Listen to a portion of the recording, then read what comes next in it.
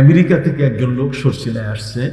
সে একটা ছোট্ট বই মার্কেটে কিনে নিয়ে গেছে আর কি, যেটা ওজিফার বই নিয়ে চলে গেছে।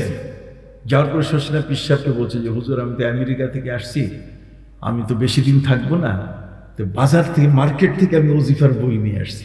আমাদের দেশে আমরা আগে ওই নোট বই পড়তাম আর স্যার নোট বই দাগাই দিত, এইটা পড়বা পরীক্ষা আসবে, কথা বললাম, পরীক্ষার প্রশ্নগুলো দাগাই দিত। কাজেই আমেরিকা থেকে সেই নাদুস মানুষটা, সুন্দর পোশাকের মানুষটা একটা বই কিনে নিয়ে আসছে। পীর সাহেবকে বলছে, পীর সাহেব হুজুর আপনি একটু দাগাই দেন কোন কোন ওজিফা পালন করবো।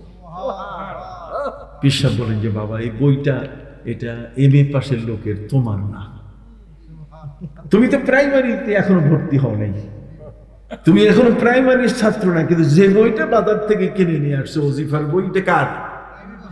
MA পাশের। কই তাহলে হুজুর এটা? কয় না, এখানে কোনো দাগাদাগি নাই। কই তাহলে কি করব? একটা সবক দেন।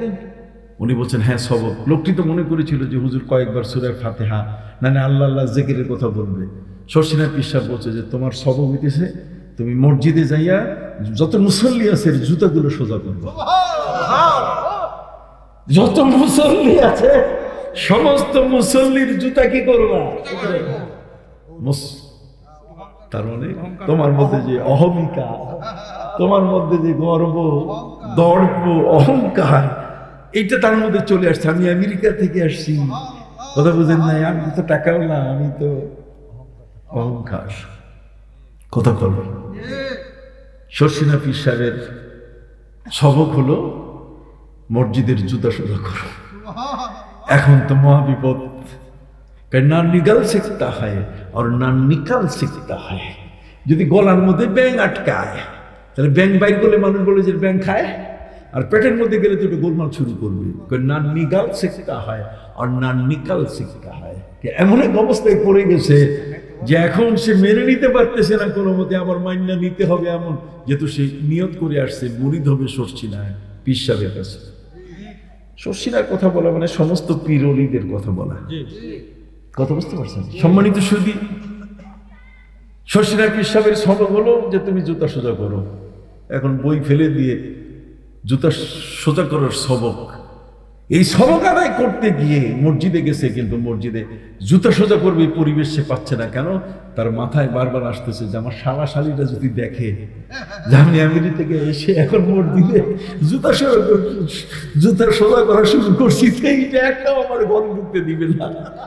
তাই দুলাভাইয়ের বাজার নষ্ট হয়েছে, কথা বুঝলেন? এই চিন্তা করতে করতে একসময় বলেন ঠিক আছে যাই হোক, আমার শালি যাই বলুক না কেন, আমার বলছে জুতা ঠিক করতে, আমি জুতা ঠিক করে দেখি। তো যখনই জুতায় হাত দিয়ে যেত হাতে বলমিনের হাওয়াতে, তখন গায়ের থেকে আওয়াজ আসছে যে তুমি কবুল হয়ে গেছো আল্লাহর কাছে, তোমার নফসটাকে তুমি দমন করতে পেরেছো। অতএব মানুষের ভিতরে একটা নফস আছে, যে নফসটার নাম হলো নফসে আম্মারা। কথা বলছে কি ওয়াইন্নান নাফসা লাআম্মারাতুম বিসসু ইল্লা মা রাহিমা রাব্বি। আল্লাহ যদি দয়া না করতেন তাহলে কোনো মতেই এই নফসের আক্রমণ থেকে বাঁচার কোনো উপায় থাকতো না। আরেকটা হচ্ছে নফসে লাওয়ামা, এটা শয়তানি নফস, গুনাহ করাইয়া আপনাকে বলে যে ঠিক করিস নাই। এই জন্য নফসে মুতমাইন্না আমাদের জন্য কি প্রয়োজন?